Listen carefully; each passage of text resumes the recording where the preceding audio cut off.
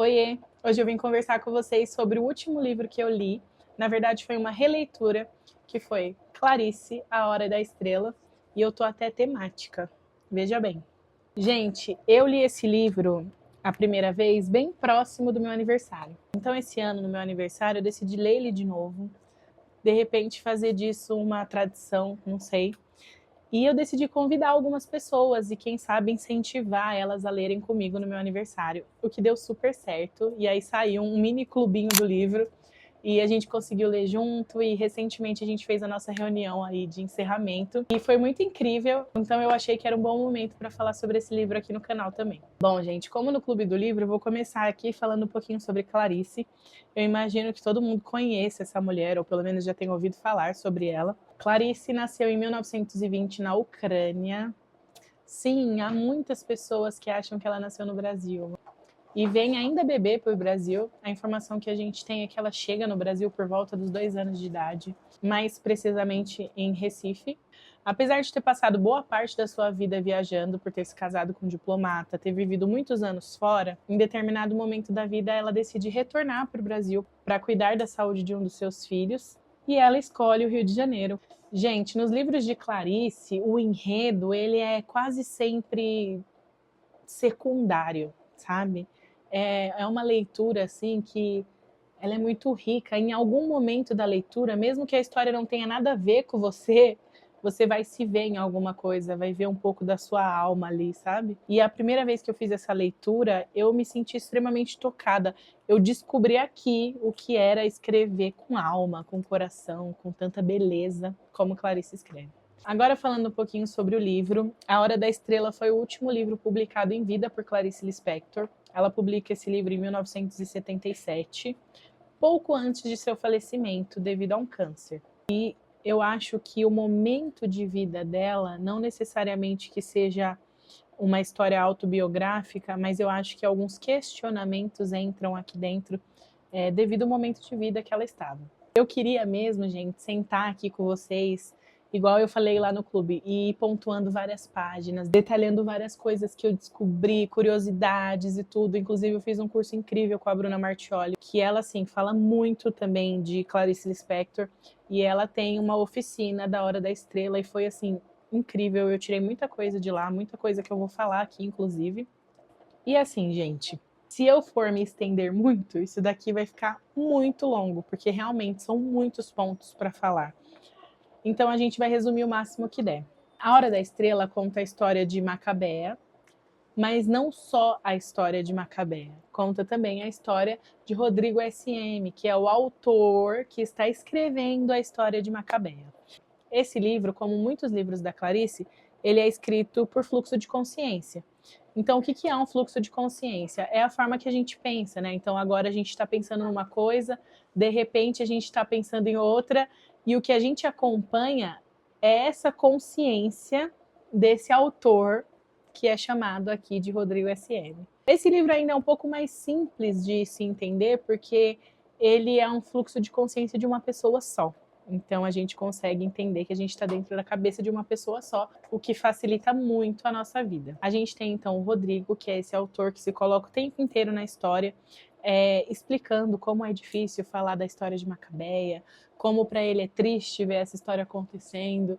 E aí, ao mesmo tempo, temos a história de Macabea, que basicamente é uma história de uma menina pura, de uma inocência tão grande que parece infantil, e de uma maneira tão resumida que chega até ser pouco para o tanto que esse livro impacta.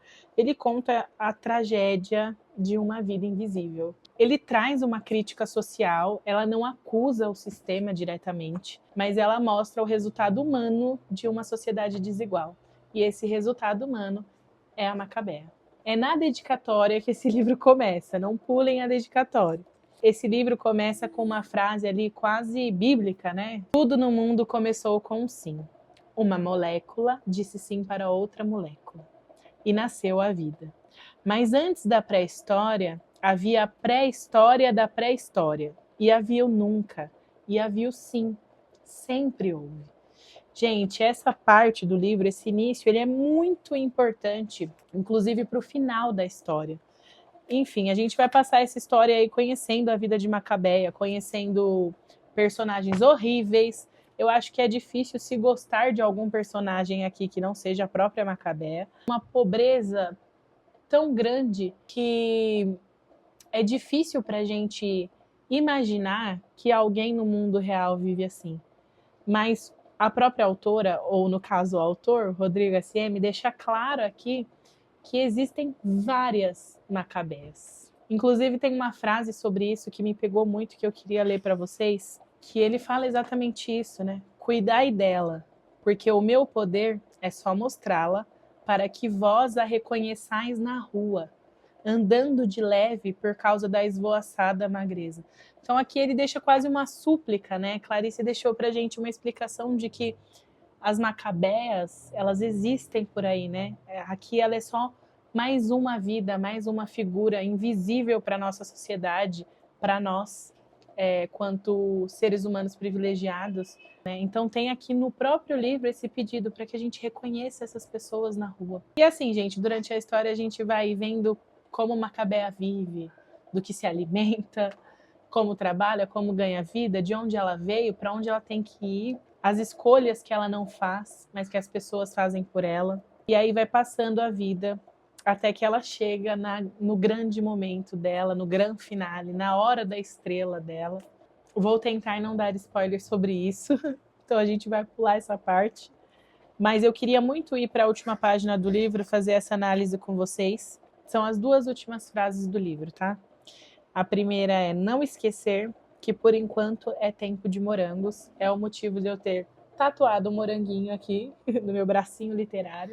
Essa frase traz pra gente essa necessidade de viver o hoje, de aproveitar a fruta da estação. Tem tempo para cada coisa, né? Então, se é tempo de morango, aproveite os morangos. Então, é uma frase muito mais profunda do que parece. E eu sei que tem inúmeras pessoas que fazem outras analogias e tiram outros ensinamentos dela, e eu acho que tudo é válido, porque tudo é experiência de leitura. Mas o livro termina com um sim. É a última palavra que tem no livro, o sim. E isso mostra pra gente um ciclo, né? O fim do livro é um sim. E lá no início eu li para vocês que tudo no mundo começou com um sim. Então mostra pra gente que a vida da Macabeia é um ciclo.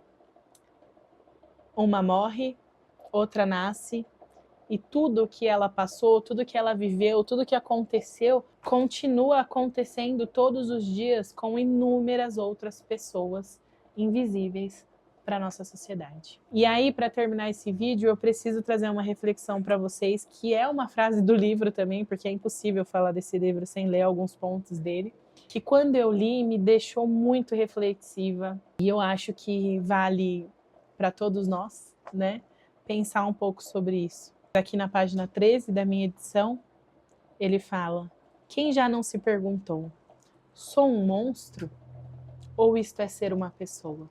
Agora no mês de março a gente vai ler O Pequeno Príncipe, então se alguém quiser fazer parte dessa leitura, para mim vai ser uma releitura também. Quem sabe o nosso grupinho, o nosso clubinho do livro vai expandindo aí, a gente vai levando a literatura para mais pessoas. Espero que vocês tenham gostado do vídeo, demorei para voltar porque a vida vai acontecendo e às vezes ela atropela a gente, faz parte. E é isso, gente. Tchau!